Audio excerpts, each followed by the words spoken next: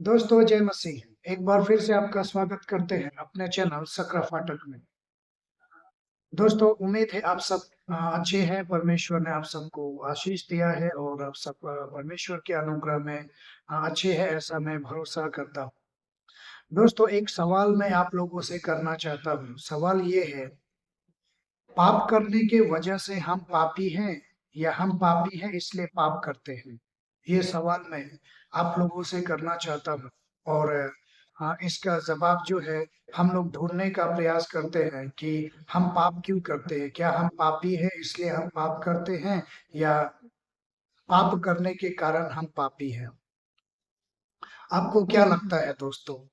आपको पता है दोस्तों कि इंसान जो है किस प्रकार से पापी बना? इंसान जो है कैसे पापी बना? तो हम जब देखते हैं उत्पत्ति में तो हम पाते हैं कि परमेश्वर ने इंसान को अपने स्वरूप और अपने समानता में बनाया था। और परमेश्वर ने इंसानों से प्रेम किया क्योंकि बहुत ही ज्यादा महत्व दिया गया था इंसान को। हाँ, और परमेश्वर ने इंसान को इसलिए महत्व दिया क्योंकि उसने अपने स्वरूप और अपने समानता में बनाया, इसलिए इंसानों को महत्व दिया गया था।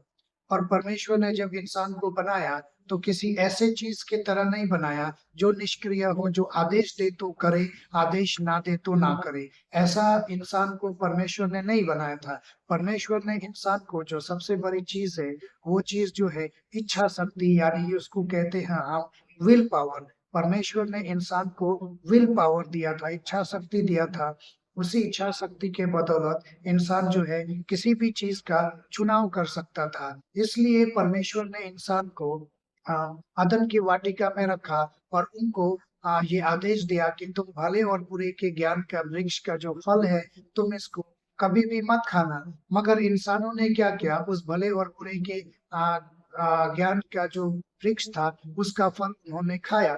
यहाँ पे हम देखते हैं कि इंसानों ने परमेश्वर का जो आज्ञा था उस आज्ञा को तोड़ा। इसी आज्ञा को तोड़ने की वजह से पाप जो है इस संसार में आया और सभी लोग मरते हैं। इस संसार में जितने भी लोग हैं या इसके बाद में भी जितने लोग होंगे सभी लोग मरेंगे, क्योंकि बाइबल बताती है कि सब ने पाप किया है।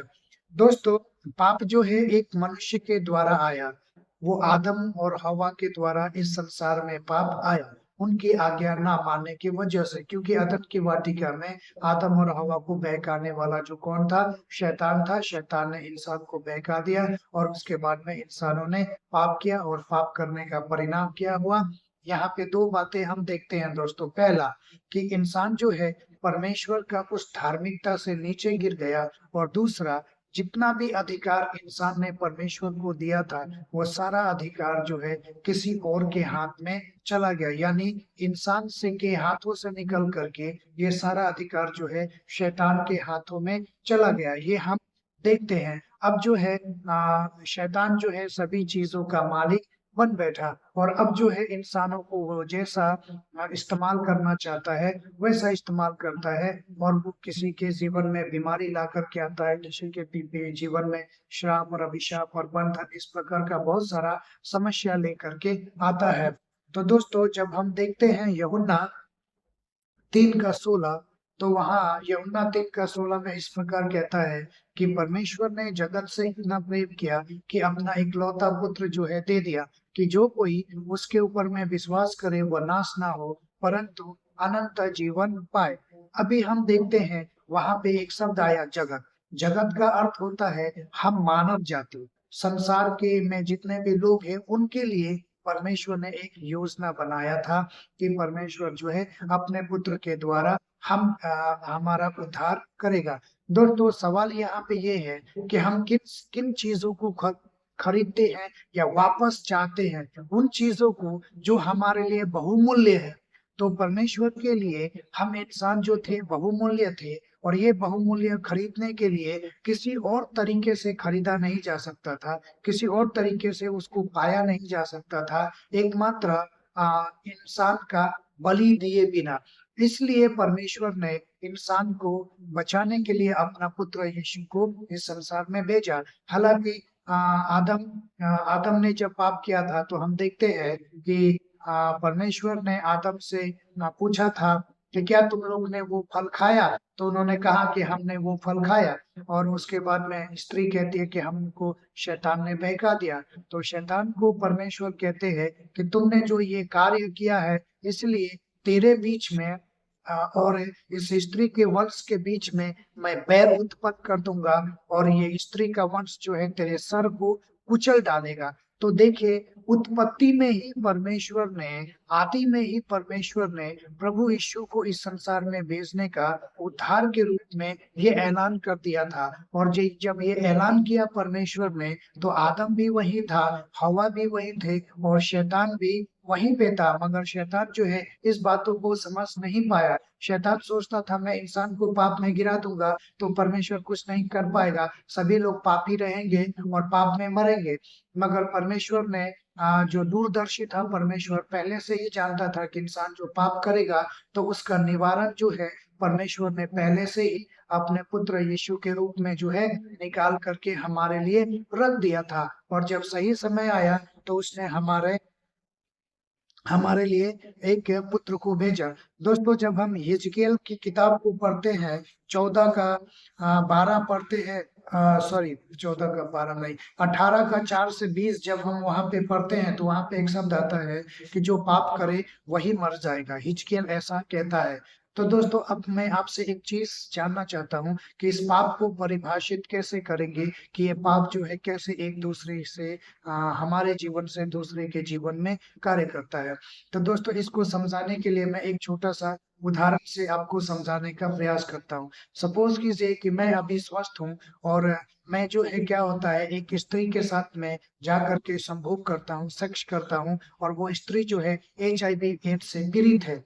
अब क्या होगा, मैं जैसे ही उसके साथ शारीरिक संबंध बनाऊंगा, उसके अंदर में जो कीटाणु है, जो कीटाणु है एड्स का, वो एड्स का कीटाणु जो है मेरे खून में प्रवेश कर जाएगा। और जब वो कीटाणु मेरे अंदर में प्रवेश कर जाएगा, तो मैं अपनी पत्नी के पास में जाऊंगा, और मेरी पत्नी भी उससे पीड़ित हो जाएगी, और उसके द्वारा जो बच्चे पैदा होंगे वो भी एड्स से पीड़ित होंगे। उसके बाद में और भी, जो उसके जो बच्चे होंगे वो भी एड्स से पीड़ित होंगे। तो पाप जो है इसी प्रकार एक इंसान से दूसरे इंसान के जीवन में कार्य करता है, एक संक्रमण की तरह। पाप जो है एक संक्रमण है, जो एक इंसान से दूसरे इंसान में कार्य करता है। कभी कभी लोग कहते हैं हमने तो पाप नहीं किया, पाप तो आदम ने किया, तो फिर हम क्यों मरते हैं? तो दोस्तों, ये पाप जो है एक संक्रमण है, इसको संक्रमण कहा जाता है। और संक्रमण बीमारी के बारे में आपको पता है कि ये एक इंसान से दूसरे इंसान के जीवन में कार्य करता है। उसी प्रकार पाप भी एक इंसान से दूसरे इंसान के जीवन में कार्य करता है, क्योंकि हम सब आदम से ही निकल करके आए हैं, इसलिए हम सब पाप करते हैं। और अब जो है, यहाँ पे हमारे लिए एक खुशखबरी है।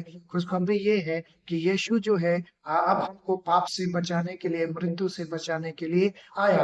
और जब हम पढ़ते हैं यूहन्ना 14 का 6, तो वहां पे लिखा है कि यीशु ने कहा, मार्ग, सच्चाई और जीवन मैं ही हूँ, मेरे बिना कोई पिता के पास में नहीं पहुंच सकता। इसका मतलब ये होता है कि अगर परमेश्वर यीशु ही है जिसने हमारा जो संबंध अदन की वाटिका में परमेश्वर से टूट गया था, अलग हो गया था, फिर से उस संबंध को स्थापित करने के लिए, फिर से उस संबंध को वापस जोड़ देने के लिए प्रभु यीशु इस संसार में आया। और हमारा संपर्क जो परमेश्वर से टूटा हुआ था, उस संपर्क को परमेश्वर ने क्या कर दिया, तोड़ दिया। अब जो भी इंसान प्रभु यीशु के द्वारा पिता के पास में पहुंचना चाहता है, पहुंच सकता है। मगर प्रभु यीशु के बिना कोई भी इंसान पिता के पास में नहीं पहुंच सकता। ये अध्याय हमको यही बताती है। इसी मार्ग पे चल करके, प्रभु यीशु ने जो रास्ता दिखाया, इसी रास्ते पर चल करके कोई भी इंसान परमेश्वर के पास तक पहुंच सकता है। तो परमेश्वर का धन्यवाद हो दोस्तों। उम्मीद है